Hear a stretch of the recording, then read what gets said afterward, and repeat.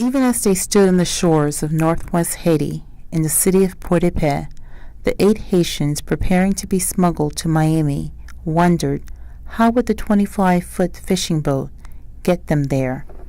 Their smugglers told them there would be a bigger boat.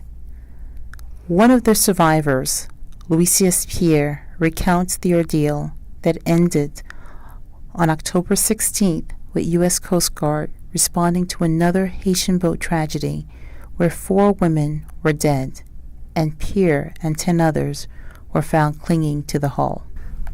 We never saw the boat. They told us we were going to pass somewhere, most likely the Bahamas, to pick up some people.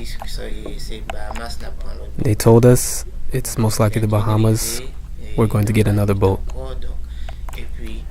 When we arrived, again in the night, we saw people. They kept coming, they kept coming. The same boat they picked us up in is the same boat that they boarded, and we continued on. We did the whole trip from Haiti to where the boat started leaking. They didn't change oil, they didn't put gas. Me, I had a feeling that the boat ran out of gas. The whole trip that we did, they should have put gas, but they didn't.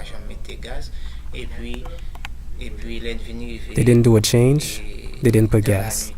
And when we arrived, the night of October 15th, one of the motors turned off. Water started coming in. We in the back, we used our hands and started scooping water out of the boat. Soon after, the other motor turned off and the boat plunged. It seemed like after it plunged, it reached the bottom of the ocean and it flipped over.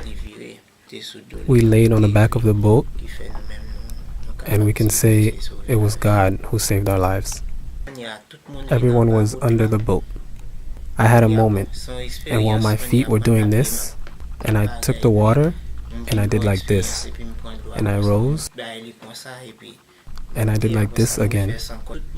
And the Bahamians and the Jamaicans that they found, we found them on the back of the boat.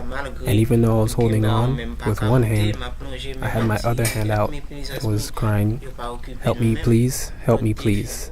They didn't pay us any attention. The other 2 women, in statements they made, they said it was me who saved them. I was like this on the side of the boat, and I felt someone hitting my feet. It was a young girl of 16 years old. Her feet were kicking, and I grabbed her by the leg and pulled her to the boat. Her head was underwater.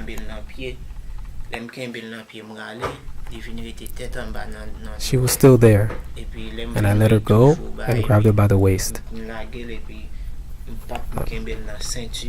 I pulled her close to the boat, and her head was no longer underwater. The other young woman, 23 or 25, she was on the other side, and only her head was not underwater. The Bahamians, they stayed in the same position.